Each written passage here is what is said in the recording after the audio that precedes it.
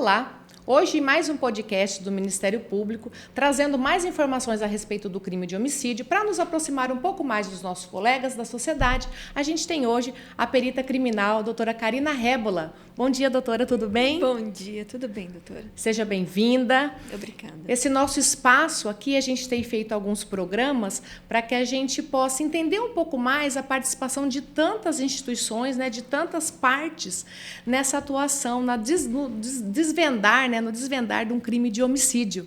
E a senhora há quanto tempo é perita já? Eu estou há 14 anos como perita criminal. Como que é o ingresso, doutora, para ser perita criminal? Isso, a gente tem algumas graduações que são aceitas. Então, a gente faz um concurso público, somos todos servidores públicos. Sim. Então, nós fazemos esse concurso, que são várias etapas. A gente tem a prova inicial, aí depois nós temos outras etapas. Aí vai depender do edital, né? Algumas têm o teste físico, já tivemos concurso que não teve o teste físico. Aí vai mesmo do edital. Mas nós passamos por um processo seletivo mesmo. E o final de tudo isso é um curso de formação. Então, a gente tem como se fosse um nivelamento de todos os peritos, de todas as graduações que entram para atuar na área fim.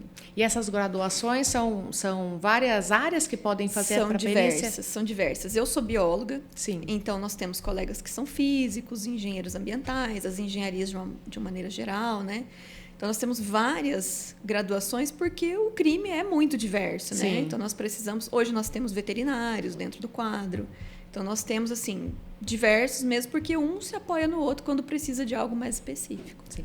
E como a gente sempre fala, né, a perícia, principalmente a perícia do local, ela consegue quase que desvendar o crime todo para nós, né? Nós que atuamos no júri, a gente verifica que quem chega ali a olho nu não percebe tantas evidências, né? E como que funciona? Aconteceu um homicídio, uma tentativa de homicídio, a perícia é acionada, como é que funciona todo esse decorrer aí dessa situação? Isso, a perícia ela é provocada. Então, quando acontece algum fato que exige essa apuração, que exige ali o detalhamento daquele local e que exige a formação de prova técnica, a perícia é acionada.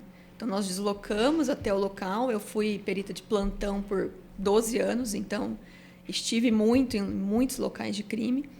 Então, nós nos deslocávamos até o local e lá a gente... com um olhar mais treinado, a gente consegue entender e desvendar aquele quebra-cabeça que geralmente é o crime, né? A gente consegue ver ali detalhes e formar uma prova técnica para, de fato, a gente funcionar, como a gente sempre fala, como sendo a última voz da vítima.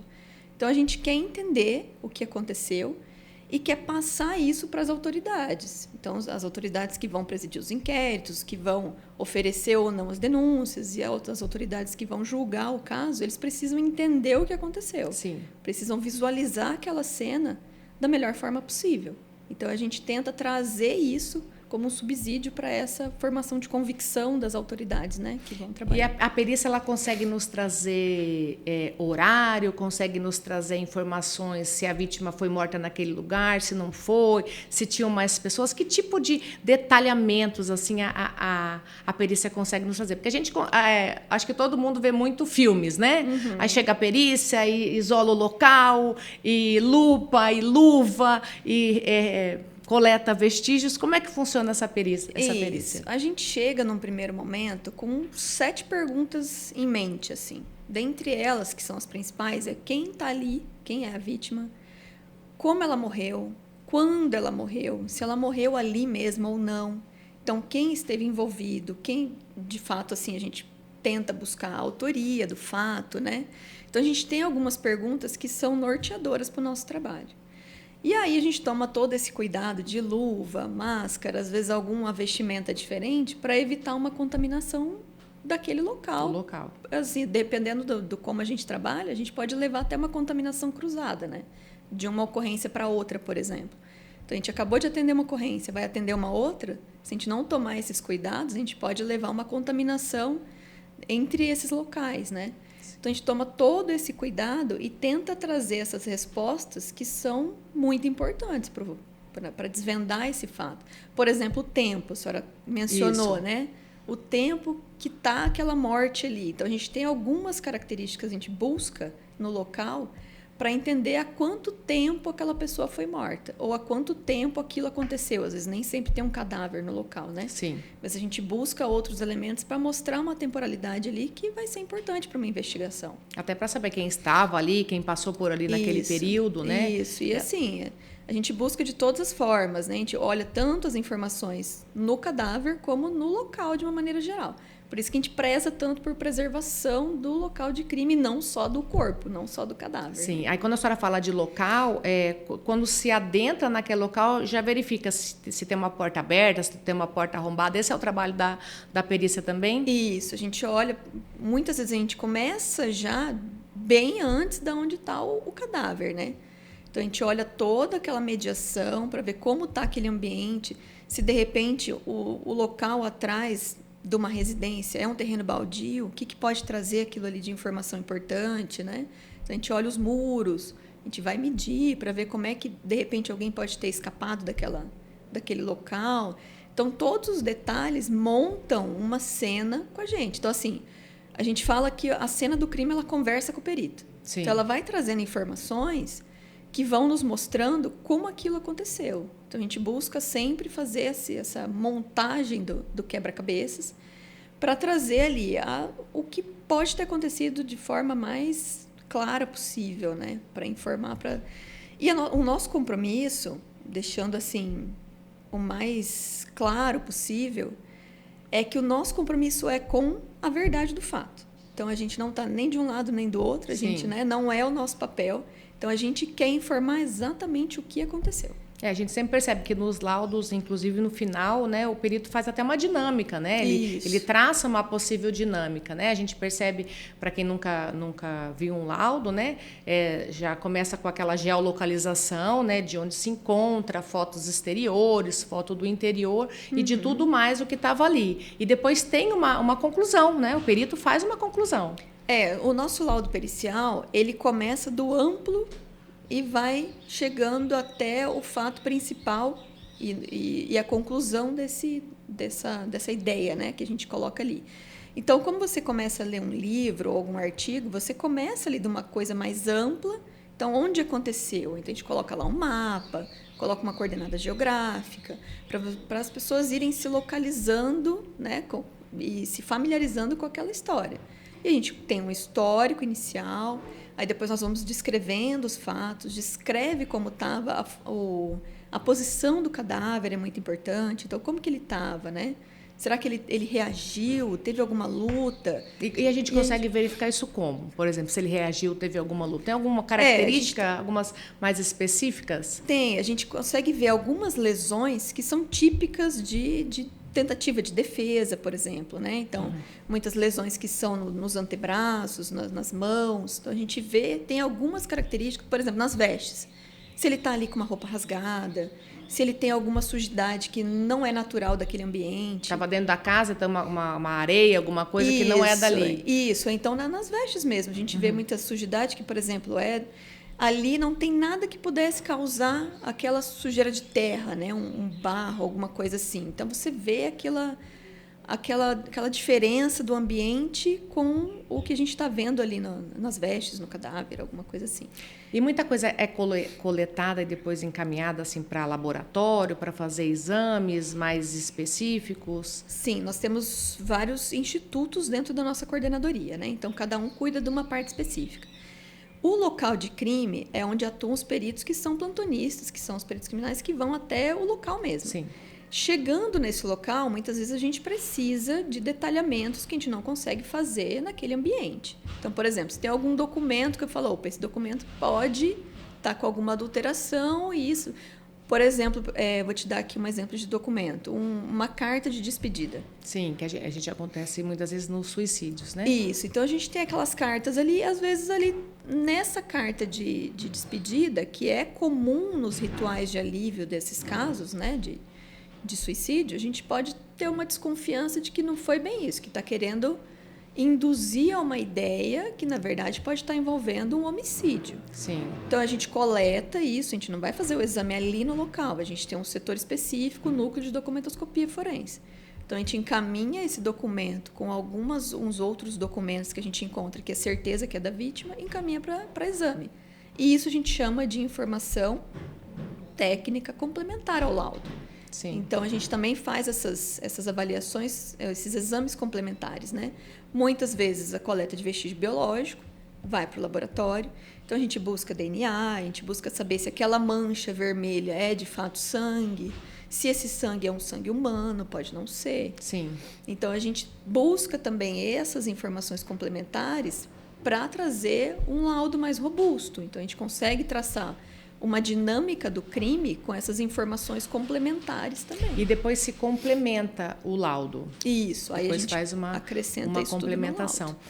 Até para deixar claro, assim, para as pessoas que nos assistem, né, a questão do suicídio, ele não é crime, mas nós temos o crime que é o induzimento, o auxílio a suicídio. Por isso que a gente tem que procurar essa situação, muitas vezes se foi daquela forma, se não foi. Isso. O que a gente vê muito também nesses filmes, né, e eu digo porque a gente acaba conversando com pessoas que não são da área e elas sempre têm uma noção, né? É um CSI, né? A perícia é um CSI, né? Porque nos filmes e nas séries, nossa, pegou um fio de cabelo, né? Solucionou o caso por completo, mas não funciona bem assim, né, doutora? A gente tem um pouquinho mais de trabalho do que as séries mostram, né? Aquele glamour todo ali, nem sempre é assim. Mas a gente tenta, com as nossas limitadas, às vezes, condições, né? Porque a gente comparar com uma série é fantasioso demais. Mas né? hoje nós já temos equipamentos e condições de averiguar vários vestígios, né? Que antes não tínhamos, né? Exatamente. Eu ia complementar com isso. Nesses 14 anos que eu tô, a gente teve um avanço tecnológico imenso. O nosso estado hoje ele está em pé de igualdade com todos os estados, os melhores estados brasileiros. E até comparando com algumas realidades de outros países também.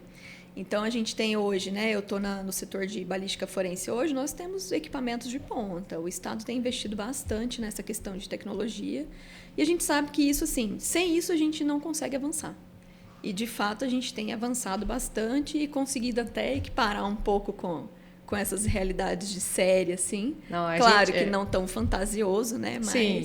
Mas a gente tem avançado bastante. Porque às vezes a pessoa fala, mas não tinha um sangue, não tinha uma coisa. Às vezes pode até ter aquele vestígio, mas a gente percebe muitos laudos que às vezes não tinha quantidade suficiente para se fazer um laudo. Uhum. Né? Mas tinha gota de sangue, tinha o sêmen, tinha algum vestígio, né? Principalmente o biológico. Mas nós temos essa questão também da quantidade, da forma, tudo isso, do tempo que ficou ali para a coleta. Exato. A gente preza muito pelos procedimentos corretos também, porque se você faz uma coleta que não foi bem feita, você prejudica todo um exame, né? E às vezes aquilo ali é o que você tinha para levar.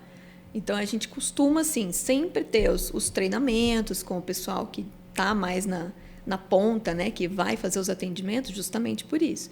Que se você não tiver uma coleta bem feita, com as quantidades adequadas, com o transporte adequado, com o acondicionamento adequado e até a cadeia de custódia, né? Que hoje a gente tem batido muito em cima disso também, que é a segurança da prova, né? A rastreabilidade ali.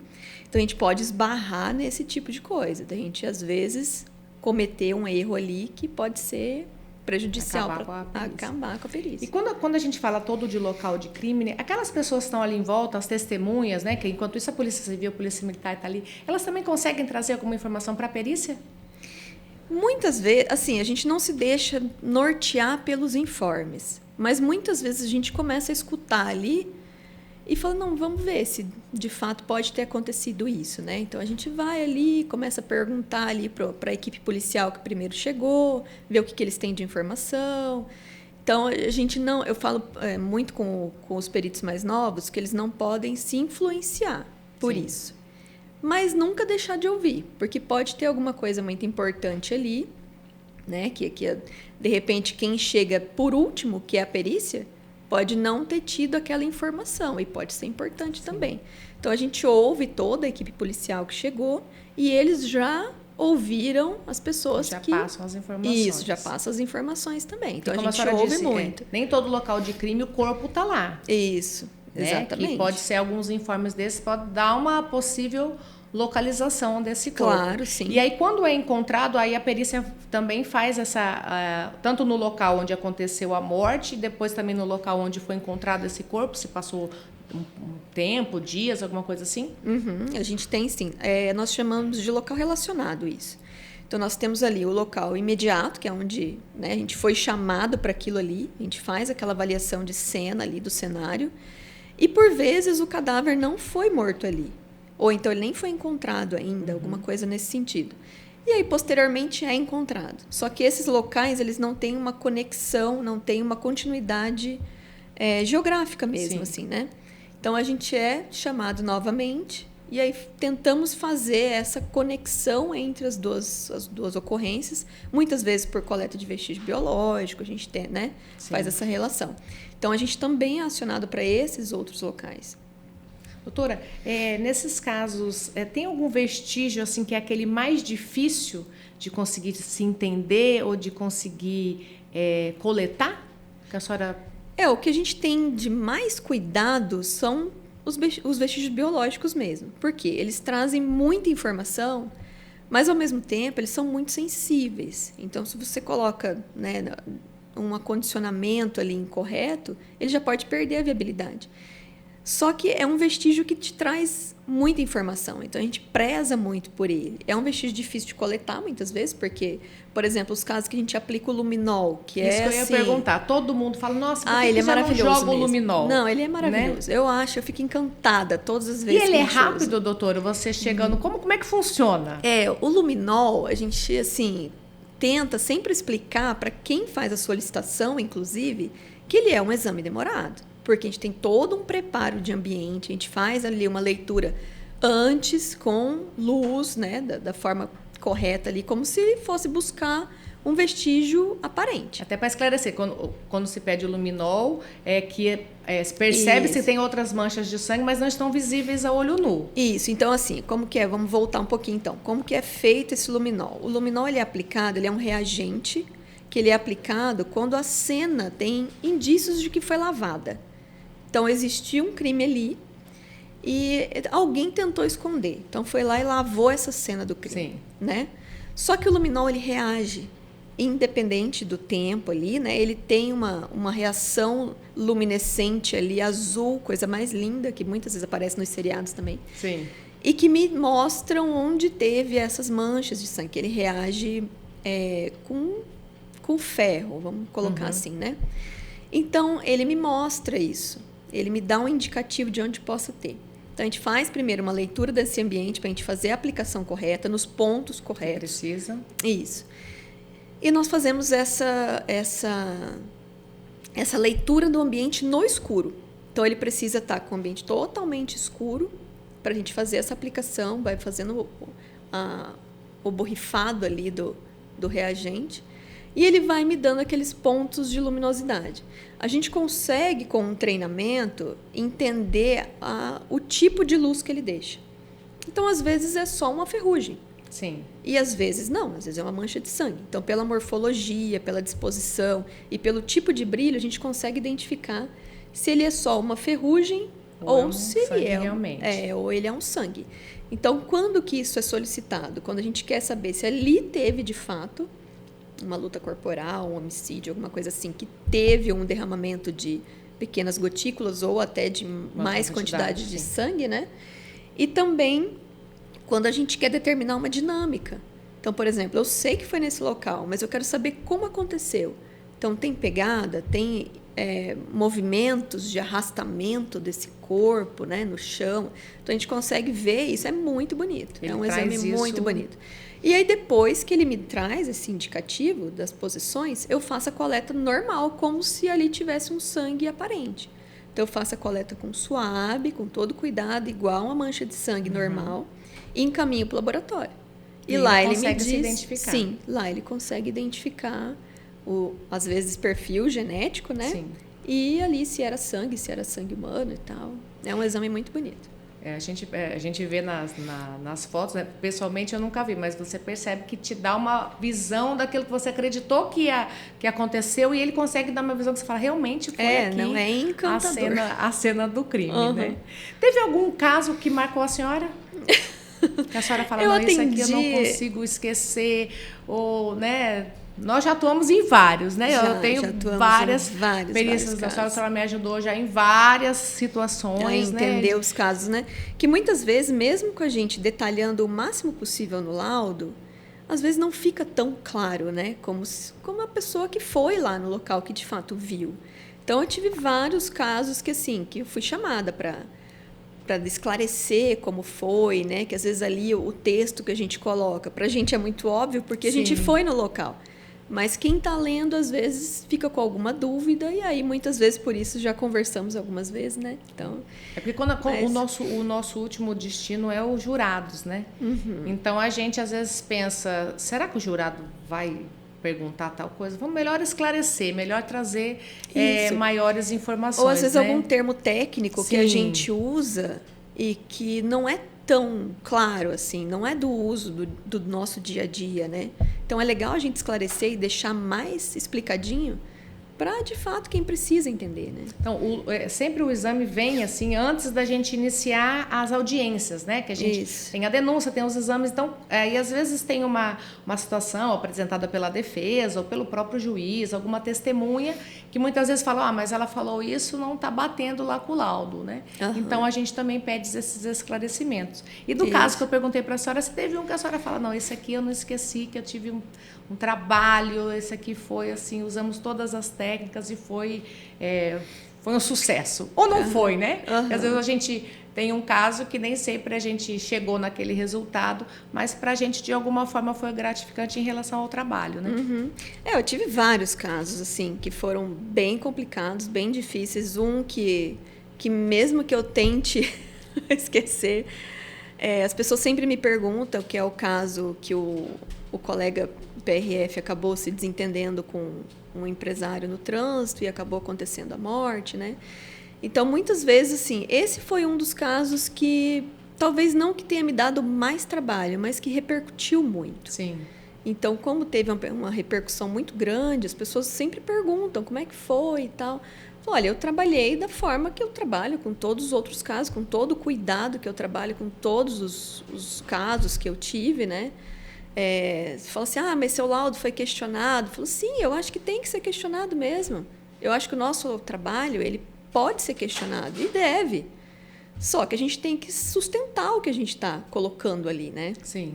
Eu sou responsável por aquilo ali para o resto da minha vida. Então, mesmo depois de aposentar, eu vou responder por aqueles, né? Eu vou ser questionada por esses laudos. E é normal. Então, assim, eu acho que foi um caso que talvez tenha influenciado muitas mudanças, assim, de maior perícia, cuidado, né? A gente tomou até mais cuidado com as nossas ocorrências, né? Mas foi um trabalho que eu fiz com todo o cuidado, como eu teria com qualquer outro, porque quando a gente faz esse atendimento, a gente nunca sabe o desdobramento que vai acontecer. Então, ali para mim foi uma ocorrência como diversas outras que eu atendi da mesma forma, fiz o laudo e a gente fez até uma reprodução simulada. Nem todos a gente tem a reprodução simulada, né? Isso eu ia até perguntar. A perícia participa, depois ela analisa. Como é que funciona essa reprodução simulada? A pessoas acham que é fácil, né? Aí vamos fazer a reprodução simulada. Não é tão fácil quanto parece. Não é. Porque ela tem que acontecer no ambiente em que aconteceu o fato. O que é uma reprodução simulada? Então, a gente repete, a gente tenta refazer aquela condição daquele dia. Então, o que aconteceu naquele fato? Então, se surgiu alguma dúvida, falou assim, olha, essa testemunha fala isso, essa fala isso, e os depoimentos não estão batendo, e não estão batendo com o que a perícia levantou no local. Então, vamos fazer uma reprodução simulada. O que foi feito nesse caso do fato que a gente comentou antes, né? Então, a gente precisa fazer no mesmo ambiente. Então, às vezes, numa rua movimentada, tem que envolver toda uma estrutura da segurança pública para bloquear essas vias. Então, tem que ser no mesmo horário. Se o horário interferiu, tem que ser no mesmo horário. Sim. Então, às vezes é de madrugada, às vezes é ali no entardecer, porque pode falar, o sol estava batendo de frente, eu não enxerguei. Tem que ser naquele mesmo horário. E envolvendo pessoas diversas, porque eu não posso colocar todas as testemunhas, todas as partes envolvidas ali juntas, né? Então, Então, eu tenho que ouvir um por vez. Então, se faz uma reprodução simulada com a versão que aquelas versões contraditórias, cada um apresentou, né? Exatamente. Então, assim, se eu tenho 5 versões, eu escuto uma pessoa, as outras 4 têm que ficar distante. Elas não podem ouvir o que essa primeira está falando e nem participar. Então, as outras pessoas que ele vai citando, eu uso atores. E os meus atores geralmente fazem parte da minha equipe ou são policiais que estão ali dando apoio. Sim. Então, envolve uma quantidade de pessoas grande, né? Grande. E aí, dependendo assim do fato, se deu muita repercussão, a gente precisa de um apoio policial maior, porque as pessoas vão querer assistir, vão querer perto, assistir, né? E às vezes não só assistir, às vezes querem interferir, às vezes estão ali, né, o ânimo ali muito inflamado ali por alguma ocorrência que repercutiu de forma negativa, né? Então a gente precisa de um apoio policial maior. E aí, assim, a reprodução simulada, ela serve para tirar essas dúvidas, pequenas dúvidas que ainda ficaram, né, no caso. Então ele é trabalhoso, E depois o laudo pericial é muito trabalhoso também, que eu tenho que colocar todas as versões num documento só. Sim, tem que colocar, tem que fotografar, tem que, né? Filmar, a gente filma, a gente fotografa, a gente grava. E ao final a gente coloca todas as divergências que teve entre as versões e o que a gente tinha no local de crime. Então é um trabalho grande, assim. Por isso Olha, que não é tão doutora, simples. A perícia do local, para mim, assim, eu fico encantada. Né? Por mim, nós ficaríamos falando aqui, dá para ficar quase uma tarde aqui falando das possibilidades, do que a gente tem de inovação, do que a perícia realmente traz de comprovação para nós. Né? Eu vejo que, em alguns casos, a gente até não tem a autoria, mas a perícia é tão bem feita, né, que você consegue quase que visualizar aquela cena. Então, os peritos criminais, eles estão assim de parabéns. Eles são nosso braço direito e esquerdo, né, porque com uma perícia, quando não tem a perícia do local, né, às vezes alguns crimes tentados acaba não havendo a perícia do local, nós temos muita dificuldade de entender. Né? Eu sempre falo para os jurados: aconteceu numa casa, numa rua, mas nem toda a rua é aquela casinha, uma rua asfaltada, uma casa com portões, né, cômodos bem definidos. Então, a gente tem uma noção de locais que normalmente os crimes que acontecem não são naqueles locais. Então, a perícia para nós é de fundamental importância. Eu só tenho a agradecer a sua participação, espero que a gente possa ainda conversar mais vezes. E a senhora, a sua equipe, como sempre, assim, já há muito tempo nós estamos aí trabalhando juntos, estão de parabéns, e que a gente continue com as inovações e concorrendo aí com qualquer estado e com qualquer país aí nas nossas perícias criminais. Obrigada pelo convite. Eu fico muito feliz de poder falar um pouco mais da profissão que eu escolhi, assim, em nome de uma categoria que trabalha muito. Sim. Mas que a gente, assim, tem o maior orgulho, e a gente vê a gente vê acontecendo as mudanças, a gente vê as melhorias, e eu tento sempre levar para eles muito otimismo, que eu falo: a gente está avançando, a gente está crescendo e vamos continuar fazendo o nosso trabalho. Estamos sempre à disposição para falar. Isso aí, nós estamos no caminho certo, doutora, como sempre. Muito obrigada. Obrigada.